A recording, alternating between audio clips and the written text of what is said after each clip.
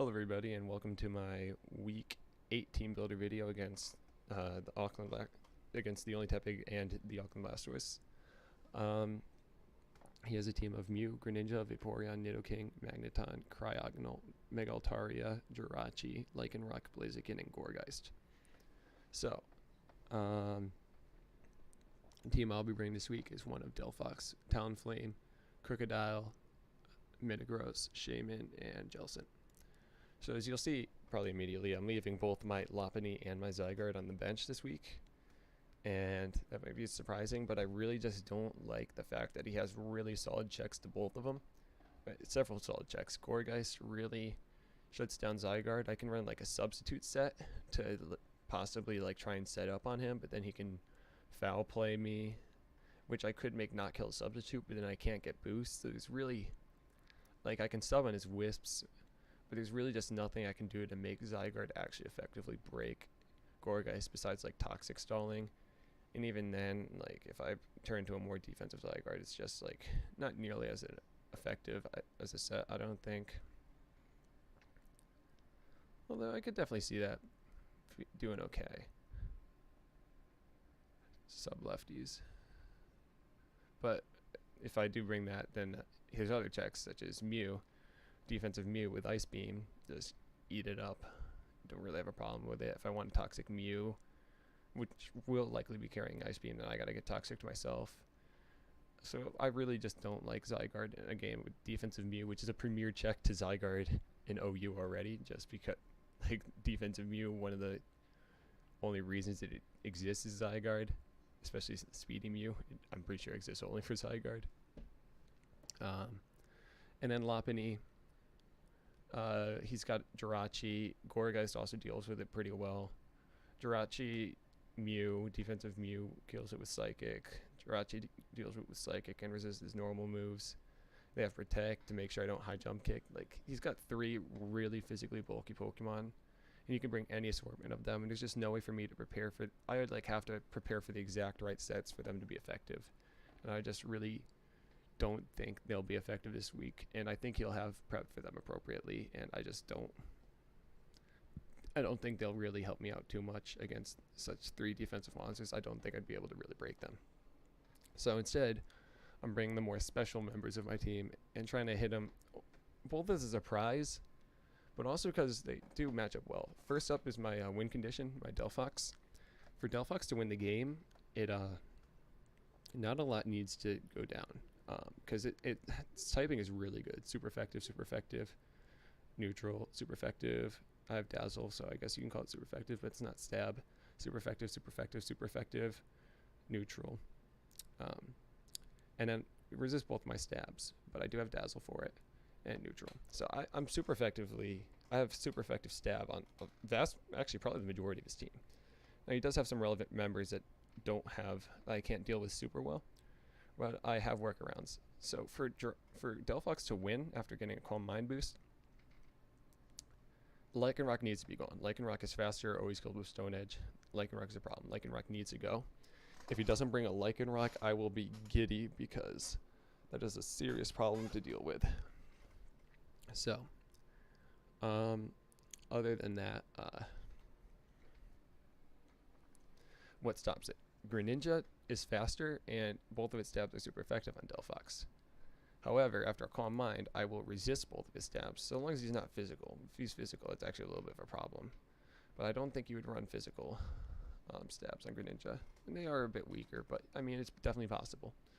But I do live his special stabs, especially after a Calm Mind, and I can kill him with a Dazzle. And not only do I live them, he activates my weakness policy and allows me to start really beating up his team. Also problems for my Delphox to deal with, Vaporeon. Is bulky enough to eat pretty much anything I want to throw at him.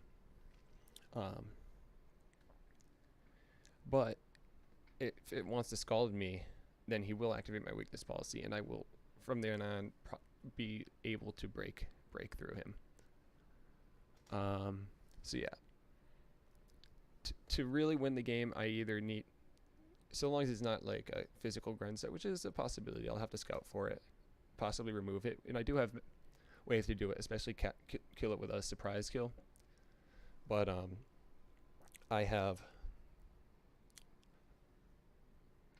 sorry, I lost my train of thought. I really have to get rid of Lycanroc. Really, it's the biggest obstacle for Delphox to win. Getting some chip on Vaporeon is also nice, but getting rid of Lycanroc is the biggest thing. Also, if I find out Scarf, I'm expecting possibly Scarf Nidoking, possibly Scarf Rachi, possibly Scarf Mew, maybe a Scarf Gourgeist to outrun Zygarde, but I don't think you'd do that. But those are all possible Scarfers. I'll have to scout to see if he does have any, and be sure to be careful about it. Possibly switch out and go for, you know, try and win over the multiple rounds. But Delphox definitely has a high potential to be able to win the game. So, as I said, Lycanroc is one of the biggest things in the way of stopping Delphox from winning the game, and so to partner with Delphox, I have Talonflame. Talonflame is very hard for his team to switch into. What switches into flying moves? The answer is Lycanroc, Jirachi, and Magneton. However, what did Jirachi and Magneton have in common? They hate Flare Blitz, and really, because Flare Blitz exists, they're effectively not switch-ins. What conveniently does resist both of my stabs? Lycanroc. So if I'm able to get chip on Lycanroc, that is fantastic for my Delphox, and puts Delphox in a position to win the game if I can chip it, or even after chipping it, remove it. So it does get Accelerock, which always OHKOs Talonflame, which is a problem. But I'm banded, and when I'm banded, I can, if it's no HP Lycanroc, I actually do like over 50 to it. So it's actually a bit ridiculous, but it does threaten me out. It definitely has problems switching into Talonflame, because like even Lycanroc, which resists both of its stabs, does not do it well. But I do have a very solid switch into Lycanroc in my Crocodile, as we'll see in a second. So yeah, he has a very big problem switching in. I have Defog on just so that I can get rid of rocks if I need to. If I somehow get to full HP later in the... Actually, it's not possible for me to be full HP with rocks up. But, so I guess I couldn't use Gale Wings for my Defog. What is nice about Gale Wings is if you lead with Greninja, lead's most likely scenario, but if it ever does come to it, I'm always faster through priority than Greninja, even if it is Scarfed, which it could be. I don't see a giant reason for Greninja to be Scarfed, but it could be. Especially if he wants to have something to revenge Zygarde with an Ice Beam or something like that. I could see it. But through priority, I'm faster and do instantly KO Gren, which is nice. Because Gren cannot take a Brave Bird. So next up is Crook. Crook is Intimidate, and it's my primary switch into Lycanroc. Not only does it come in on Lycanroc, it pursuits it. And after if Lycanroc comes in, and then Lycanroc comes in on a Brave Bird, and then Crocodile comes in and pursuits it, it's gone. Lycanroc is gone, and that is enormous for my Delphox be able to win the game, but it also makes it so that Talonflame has no more switch-ins, so these two become very dangerous once Lycanroc is gone. Defog on my Talonflame is definitely questionable, but I really so what happened with my draft is I ended up picking Talonflame and Delphox later in, so like they were like 2 of my last 4 picks or so. So they were definitely not integral, so I wasn't picking great defoggers up until this point. And then I ended up needing these 2, and then they're my 2 win conditions, and my only defogger is one of them. So I mean, at least I have it, but I can't really justify bringing my Zapdos against this team, because it really just doesn't beat anything on his team well. So yeah, I can't really justify bringing Zapdos, and there's just so many other roles. So I will just have to deal with rocks if you get him up. I will pressure him as hard as I can and try and avoid any scenario possible where he can get them up. But yeah, it's a bit of a problem. But yeah, if I can get rid of the Lycanroc, that is absolutely fantastic for me, for these 2 to go in and win, especially Delphox. I've able to I'm Scarf, so I'm also, and I hit I'm just fast enough to outrun Scarf Nidoking, which is nice because I think Scarf Nidoking is definitely a viable bring, I can definitely pick up a surprise kill on it. I'm always faster than Gren, and I can kill it with superpower, which is also nice. Knockoff is just good stab in general, and Pursuit is there for the Lycanroc to take that out. So yeah, that's the Crook. His primary job is dealing with the Lycanroc, but it also deals well with Jirachi, Mew if necessary. Nothing likes getting knocked off, and he doesn't switch particularly well into ground either. He's got Gourgeist, which will probably be defensive, which will probably end up just being dedicated for this. But I mean, Gourgeist definitely doesn't appreciate knockoff either, though. And yeah, Scarf is pretty nice this match. Next up is my Metagross. Metagross is primarily for his Altaria, to give me a reliable switch into it. It's Shuka, so I can always eat an Earthquake from it. Meteor Mash always kills it at max attack. Bullet Punch is really nice against his team. Bullet Punch hits Cryo, it hits Lycanroc, it hits Altaria, all super effectively, which are all faster than me, which is really nice. Toxic is there to poison a Vaporeon if I ever need to. I can also poison Mew if I need to, because Mew's a weird Pokemon, and you really never know what you're going to need to do to get rid of Mew, but Toxic is something that will guaranteed kill it. It may take some time, but at least it's guaranteed to die eventually. Earthquake is good as a mid-ground to use against Lycanroc if I need to. It also makes a good check to Lycanroc, as well as Jirachi to some extent. It can always take something from Nidoking and kill back with Earthquake. It's okay against Mew. It's just good to have in general, but it's mainly there for Altaria to have a good switch into Altaria to make sure Altaria doesn't set up and win. Although I do have 2 Scarfers faster than it, which can revenge it. It's just nice to have. So, yeah, Earthquake is also for the Jirachi as well. And max attack is here just because Altaria could be physical or special, so I'd rather just have the damage to kill it outright, because I can't kill it with Meteor Mash unless I'm max attack. But having max attack makes it more difficult to switch in on, and a good check in my opinion. So next is my Shaman. This is my primary switch into his Greninja. So I'm not running a ton of bulk, which makes it not a great switch into Greninja, but it is Scarf, so it does outrun Greninja. It can possibly get a surprise kill on Greninja. I can Synthesis to get my health back, but what's really nice about Shaman is that Seed Flare is really hard for him to switch into. For him to switch into Seed Flare, these only resists are Magneton, which doesn't take it well, especially if it's not Aviolite. I really don't think Magneton's a good Pokemon to bring this game.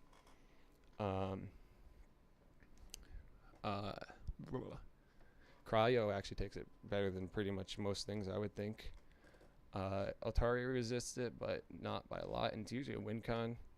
And if it's not a win condition, then it's actually nicer for me, but it definitely doesn't take it super well. Jirachi doesn't take it super well. It's just a powerful, really powerful move. I'm max special attack modest, which is really, really hefty for special attack. And Seed Flare is 120 base power, and on top of that, I've got a 40% chance to lower Spit F +2.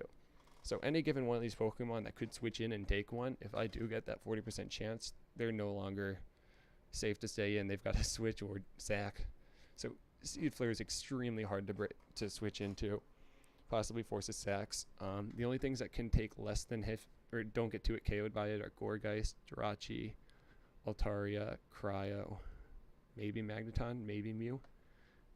But even then, all of those, if I get the Spidef drop, depends on the investment for Jirachi. I know it, and Gourgeist, there's no reason to have Spidef. I don't think Jirachi should either, but it might. But like, point is, it's really hard to switch into, and if I get Spidef dropped, it becomes even harder to. I think the biggest drawback is that I can only use it 8 times, so it's definitely going to be hard to keep the pressure on with it. And hopefully I can hit all of them, but he does have a seriously hard time switching into Seed Flare. Earth Power is there to hit the Nidoking, Magneton possibly, hit Jirachi, yeah, maybe even Blaziken. And Dazzling Gleam is there for the Altaria, so I can revenge Altaria if I need to. Last poke, and that's it's also my answer to Vaporeon. At first I had Healing Wish, but I decided to change the Synthesis just so I can come in on Vaporeon, Synthesis up if I need to, and keep doing that.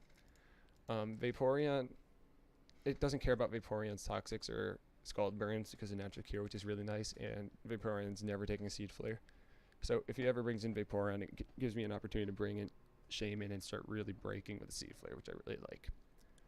Lastly is my Jellicent. Jellicent is primarily a check to his Nidoking. Nidoking has trouble breaking it. If it's a Scarf Nidoking, it never can. Life Orb, it's iffy. The problem is that Nidoking can be physical or special, and it's hard to wall both at the same time. I tried my best to. I had decently spread between both of them, but it's definitely really hard to check both at the same time. Hopefully he just comes Scarf and lets me check him pretty easily, but don't always get what you want. But I'm also a pseudo check to Mew with this. Cursed Body lets me possibly get a clutch disable on Nidoking to save myself from getting to it killed if that ever happens. Shadow Ball is for the Mew and Vaporeon, which is also a pseudo check too. It can taunt it, and I eventually win the 1v1 just by taunting and killing with Shadow Ball. Scald is there for the Nidoking. It 2-hit KOs it. Recover is just there for the recovery. I have a decent mix of defense. I have 12 speed EVs just to creep on a no speed Vaporeon and taunt it. Hopefully he is a no speed. I don't see a reason to run no speed or more than no speed on Vaporeon besides like worrying about this in specific, because it really can't do anything besides like maybe want to creep on Metagross, but even then, like, I don't know why you really want to be faster than Metagross with a Vaporeon, I guess, if you're answering it, but even then Metagross isn't a super threatening Pokemon. Lefties just to stay healthy, check things longer over time, and hopefully with Taunt I'm able to keep the Vaporeon from toxicking. That's the biggest issue. Also prevent Mew from setting up even further, like spamming nasty plots on me or something like that. I don't want to be able to do that. Yeah, so Jellicent, to kill a Jellicent, you really need strong moves that are super effective on it, because it is really bulky. You either need strong Grass, Dark, or Ghost moves, and really he's got a Grass and Ghost type in what's its face, Gourgeist, but it's not a super strong Pokemon, and I have it kind of just invites Talonflame in, which he doesn't like switching into, and Nidoking can definitely break it with its coverage and stuff like that, but I'm really hoping that that doesn't happen. But also Greninja can, and I do have a little bit of a problem switching into Greninja, so I definitely have to make sure I don't let Greninja come in for free. Be careful about bringing in my Jellicent, but Jellicent is very hard for him to kill in general, so that's why I like it. So yeah, that's the team. Just trying to win by pressuring with my fire types, trapping his Lycanroc, and then just having more defensive glue at the end, but also having Talonflame and Shaman as really good breakers he has trouble switching into. And Crocodile he also doesn't switch particularly well into. His ground types are limited, or his things that he doesn't have a single flying, like his resists to ground are Levitating Cryo, Altaria before Mega Evolving, and Gourgeist. And Gourgeist doesn't appreciate getting a dark move. Gourgeist is actually not bad switching because it can Wisp and things like that, but even then, Crocodile is a little bit of a problem for him to deal with. Yeah, that's a team. I'm definitely not as confident as I have been in other battles, but I do like the team, and I do think it's made coherently, and hopefully it works out.